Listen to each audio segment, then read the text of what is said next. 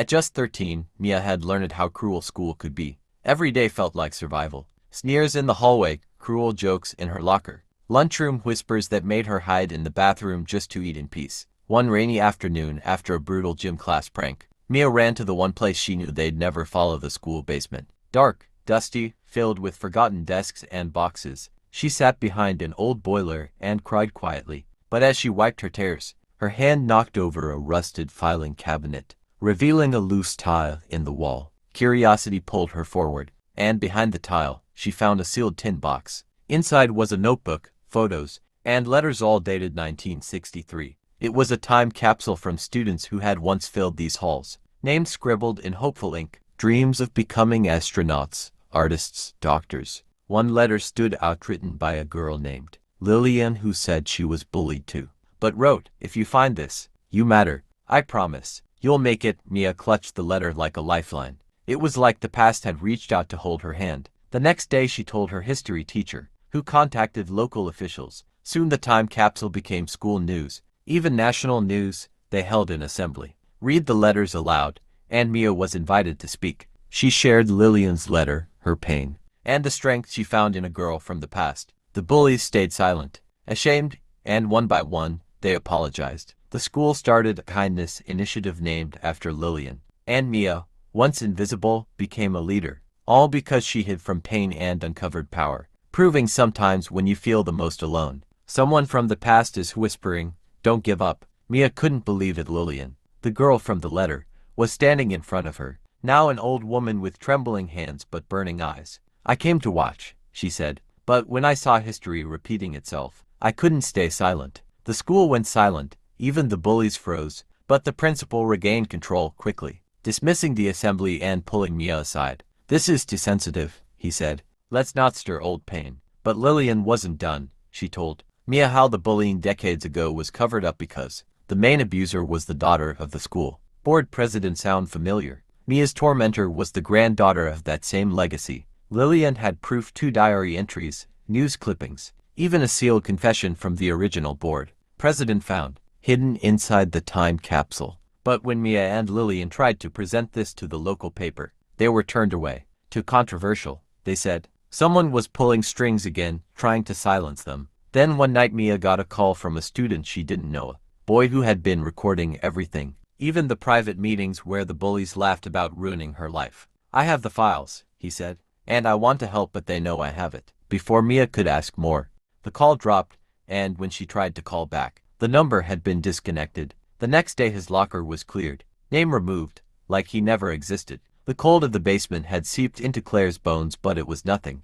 compared to the chill in her chest when she heard the creak of the floor above her. She pressed her back against the wall, holding her breath as voices echoed through the old vents. They weren't teachers, they were students, and not just any students. It was Amber and her clique. Claire's heart raced. What were they doing here after hours? Had they seen her sneak in? She stayed quiet, listening. Amber's voice was loud and titled, "She has to be down here somewhere." Claire's breath caught in her throat. "How did they know?" Amber continued. "Principal McKee said someone's been stealing food from the kitchen and stuff's missing from the janitor's closet bed." "It's that freak Claire." A sick twist knotted Claire's stomach. They knew they were close, but why were they so determined to find her now? The door above creaked again and their voices faded. Claire exhaled finally and crawled deeper into the shadows, gripping the small flashlight she had scavenged from the janitor's old toolbox. The walls were lined with dusty boxes, old trophies, broken desks, and forgotten memories. This place was her hiding spot, her sanctuary, and her prison. The silence returned, heavy, pressing. She opened her worn notebook and scribbled everything down, every word she had heard,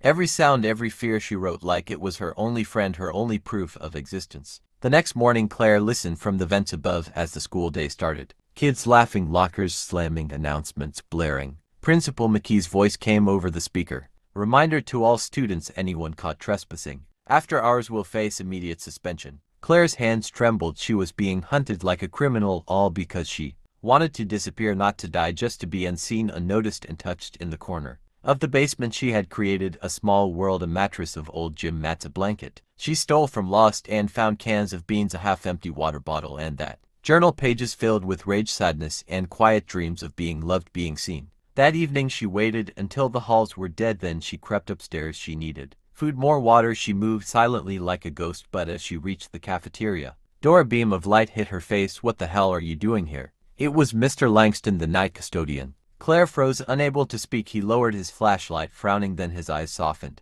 Wait, you're Claire Thomas, right? She nodded, trembling.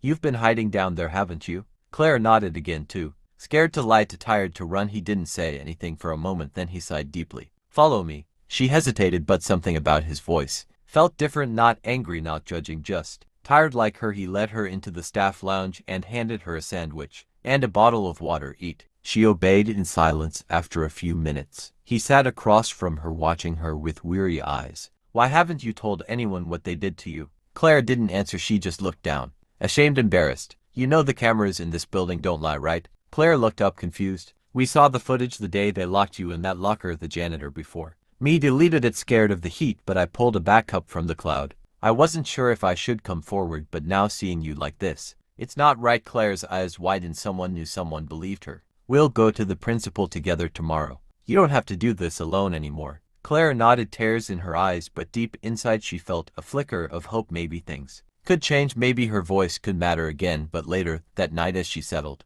back into her corner of the basement, a strange sound startled her. She turned off her flashlight and listened. Footsteps, not from the stairwell, but from within the basement. Someone else was down there. The shadows shifted and a whisper came. Claire. She froze. The voice wasn't Mr. Langston's, it was female, soft, scared. Claire. It's me, Lily. Claire's breath hitched. Lily was Amber's cousin, but she had always been quiet, distant, like she didn't belong with the rest of them. What are you doing here? Claire whispered. I saw the footage. Do I know what they did to you? I want to help. Claire stepped out into the faint moonlight slicing through the old window and saw Lily's tear-streaked face. Why? She asked. Because I think Amber is planning something worse. She's not just bullying anymore. She's obsessed with you. She said something about making you disappear for good. Claire's knees buckled. The world spun. Lily grabbed her hand. We have to stop her. Claire nodded slowly. Suddenly this wasn't just about hiding, it was about surviving and stopping something darker from happening. The final pieces were falling into place. Claire would have to confront the very people who shattered her, but this time she wouldn't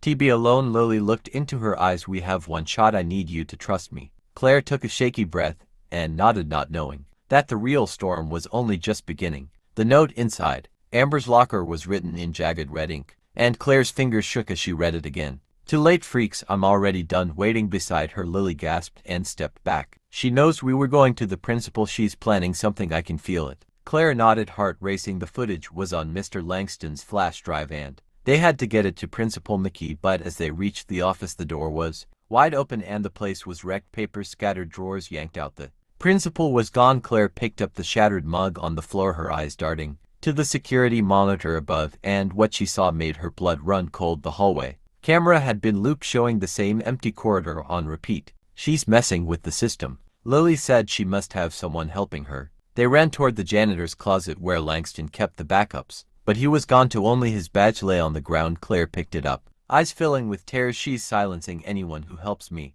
Lily grabbed her arm. We're not giving up, not now. They made their way back to the basement and began gathering every piece of evidence. Claire had written notebooks, food wrappers stolen, IDs, and the half-burned school file pages Mr. Langston had given her. They packed them all into a duffel bag and headed to the local police station, but just before they reached the exit, a fire alarm blared and the sprinklers burst above them. Claire looked around. Smoke started to pour in from the stairwell. She set the school on fire. Lily screamed. They bolted toward the side exit, but Claire stopped. My journal. It's still in the locker room. Lily grabbed her hand. Forget it, we need to go. But Claire couldn't leave it behind. Everything was in there. Everything that happened, every name, every detail. She yanked away and ran into the smoke, disappearing down the corridor. The school was in chaos as emergency vehicles swarmed the front lawn and officers stormed the building, following the trail of reports from the anonymous email. The janitor had never expected the truth to come out so fast, but as they led him away in cuffs, his face showed no remorse, only irritation, like he'd been interrupted from something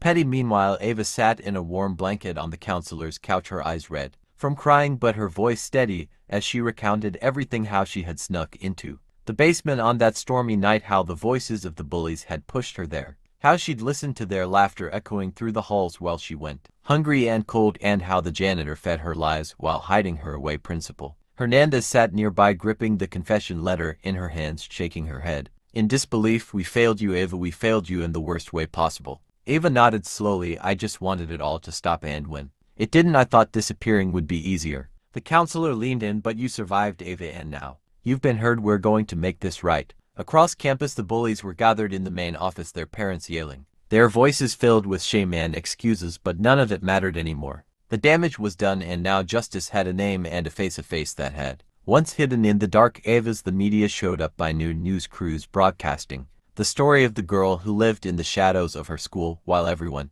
above her pretended not to see. Principal Hernandez made a statement. This school will never ignore a cry for help again, not after Ava. A scholarship fund was started in her name for bullied students, and a full investigation was launched into how so many warning signs were missed. In the weeks that followed, Ava returned home to live with her aunt, a quiet woman who cried when she hugged her niece for the first time in years. Ava began therapy, speaking in group sessions with others who had been silenced, and every time she told her story, someone else found the courage to tell theirs. One day, she returned to the school not as a student but as a speaker for an anti-bullying rally. The auditorium was packed. Even the bullies sat in the front row, forced by law and shame to listen. Ava took the stage, her hands trembling but her voice unwavering. I used to believe that silence was safer than speaking up, that hiding was easier than fighting back, but I was wrong. Silence doesn't to protect you, it buries you, and I refuse to be buried again. The room erupted in applause, and for the first time Ava smiled, not because she was no longer afraid, but because she had transformed that fear into